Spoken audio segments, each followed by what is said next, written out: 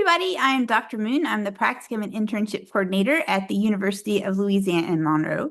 And today I just want to take a minute to go over ethical, legal, and professional responsibilities that you're going to be carrying as a counseling student, especially when it comes to client and student confidentiality. So today we're just going to take a quick look at HIPAA, FERPA, informed consent, and session recording procedures that are required for your supervision. I know a lot of times when we talk about ethics and privacy and confidentiality, it can be kind of like esoteric and kind of scary. So I hope that today I can help you out with that so you'll understand what's going on. So legal and ethical compliance, it's not just about rules. It's about earning and maintaining the trust of the people that we're serving. So these standards ensure that we respect our clients and students while meeting CACREP and legal requirements. So protecting privacy also protects you as a future professional. So let's take a look at HIPAA. Here's an overview. HIPAA applies to healthcare settings, and this includes counseling settings. It also protects people's information, and it requires secure storage and an access of clients' data. So it's protecting private health information like diagnoses, any session notes that you take. If you were in a doctor's office, those would be test results. And so you need to store all those records securely and on platforms that are approved. So platforms that are approved at your site, or you can use Acclaim, which is the platform that we will use. And I'll talk about that in just a second. The other thing that you need to know about is FERPA. Now, FERPA applies basically only to the people that work in schools. And it's the Family Education Rights and Privacy Acts. And what it does is protects educational records. So that includes any notes that you take as a school counseling intern. And so you need to know what records are protected, who has access, and how to keep them secure.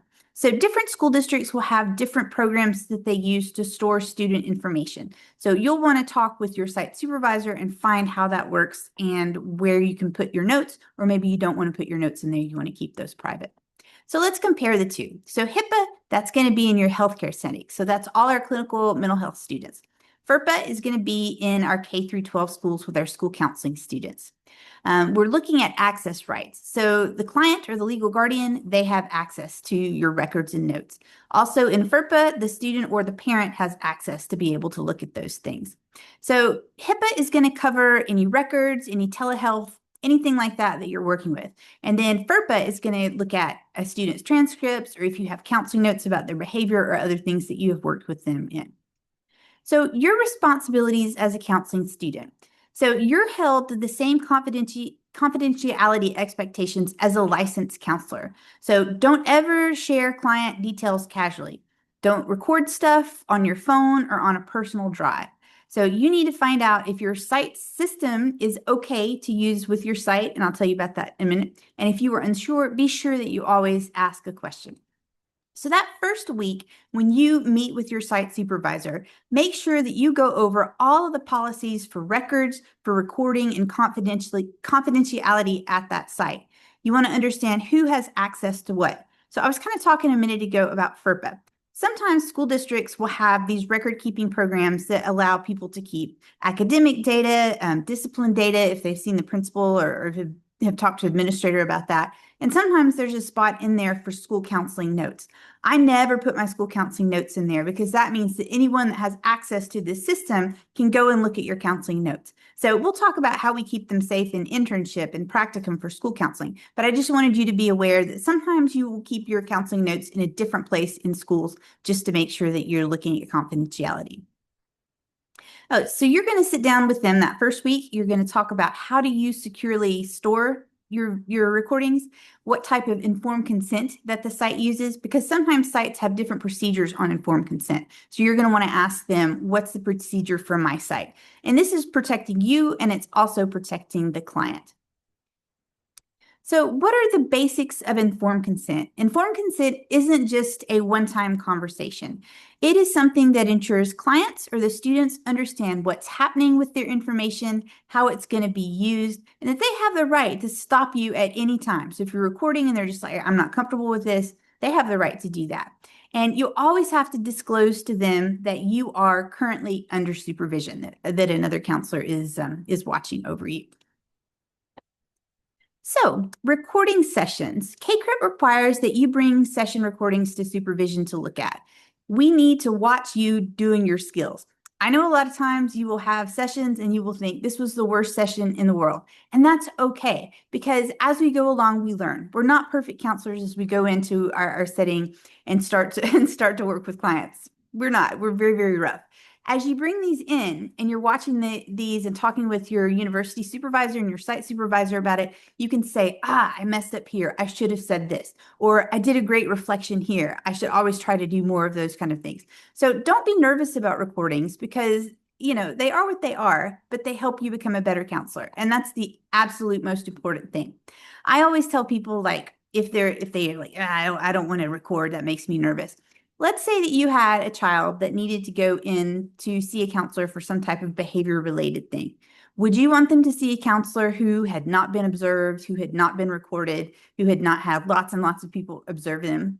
Absolutely not. So just think of it that way. As doing these recording sessions is helping you grow, so that people, when you start to work as a counselor, you know that they can trust you because you know what to do and you know how to take care of it. I'll talk to you about another thing in just a second. How do you ask people to record? Because that's kind of awkward, right? So one of the things that you can say is just be cool about it. As part of my training, I sometimes record sessions that I share with my supervisor, and the only reason I do that is for feedback on me. It's never shared outside of supervision. And you can say no, and that's totally okay, but it just kind of helps me out if you're able to do that. You can say, I will record just myself, so you will never be in the video. The only thing that people will hear is your voice, because what they want to see is my body language, how I'm responding to you, things that I am saying, all my basic counseling skills that I'm working on. So let them know they're not really the focus of it at all, that it's all on you. So always give them a choice and avoid any type of legal jargon or put pressure on it. Be transparent, because that builds trust. And if they say no, just respect that and don't record it, and let them know, hey, that's not going to affect your services at all. Let's look at different age groups and how you can ask them if you can record. So for kids, let's look at kids in schools about ages 5 to 10. The child's assent matters, okay? They may not have the legal power to consent, but you should still ask them in a way that helps them feel safe and respected. So their comfort is just as important as the parent's signature. So you'll be getting a parent signature for a parent signature to work with kids these age. I think sometimes in the schools, people are awkward to ask a parent, can I record your child?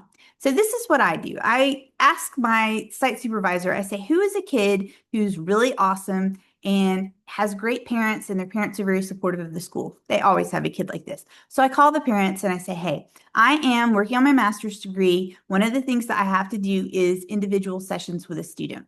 I know that you guys are involved in the school. I know that your student is really great. They don't have any need for specific counseling services right now. However, as part of my training, I have to do a recorded video. Would your kid mind helping me out by being recorded? And then you can explain, of course, I'm not going to have the camera on them. It's going to be on me. And just let them know that. And most parents are like, yeah, that's fine. Go ahead and do that. And the children can get excited about it. And they're like, yeah, I want to help you out, because you can let them know, hey, you're helping me out because I'm in school and this is one of my assignments. So I've never had an issue with a parent or a student doing recording, because they like to help you out and they like to do that. And that's also in a clinical setting. You can use that same kind of statement with them. So here's just an actual statement that I wrote out. It says, I'm learning to be a good helper, and one of my teachers helps me by watching how I talk to kids.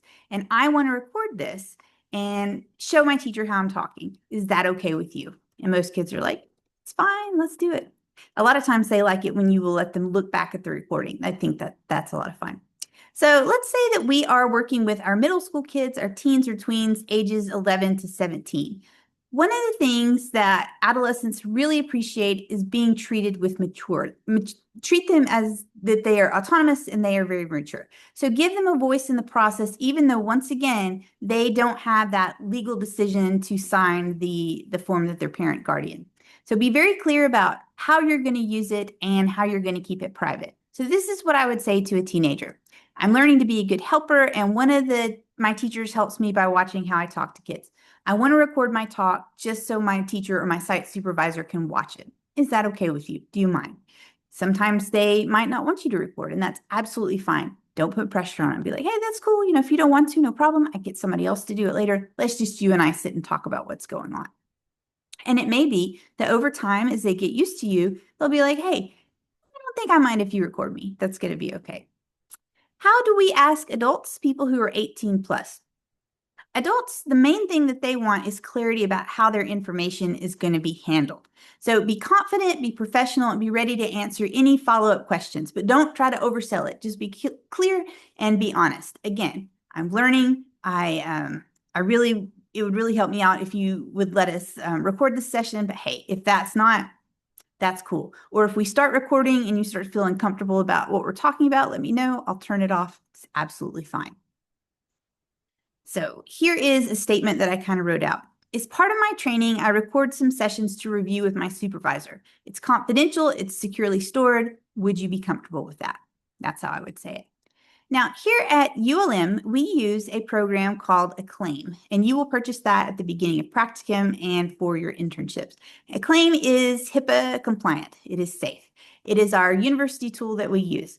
So you're not going to save your videos on your personal device. You can record it into the Acclaim app that could be on your mobile phone, or you can record it directly into your computer onto the Acclaim app. So it's never just floating out there. Like if you're recording on your phone, you're not recording it on movies or anything like that. You're recording it into our secure platform. So let's see, what else did I want to tell you? Deleting files after supervision is complete. Our policy is that we delete recordings after 6 months, unless someone tells you to delete them earlier. But 6 months, and the reason we do that is we can look at your stuff in practicum. Then when we get into our internships, we can pull things from practicum and look at that and say, oh, wow, look how much you've grown from there to here. Or we still need to work on these different things. So it allows us to kind of get a snapshot of how you're doing over a period of time. Now, also, if you have any paper notes or any forms, ask the site how they want you to keep those safe, how they want to they want you to store them so that you are HIPAA and you are also FERPA compliant. What do you do if you're unsure? You're like, I don't know. Don't guess, don't record them, and don't store it. Ask someone. And then when someone gives you advice, document the guidance that they gave you. So it can show if there's ever confusion, you have these notes that I asked somebody. And if there's an ethical issue, you can always bring that up and say, this is what I was told to do. This is what I was following. So some final reminders. Everything that we talked about today boils down to one thing, and that is protecting the people that you serve. So confidentiality, this is at the heart of ethical counseling. And if you handle these responsibilities with care and integrity, you will already be ahead as a professional counselor. So if you ever have questions, you can let me know. It's Dr. Poppy Moon. I'm P&I coordinator, and my email is moon@ulm.edu. But you can also ask any of your university supervisors, and they are happy to help. And this is something that's very important to all of us, and I am excited that you're going to be moving into this new parts of your counseling journey.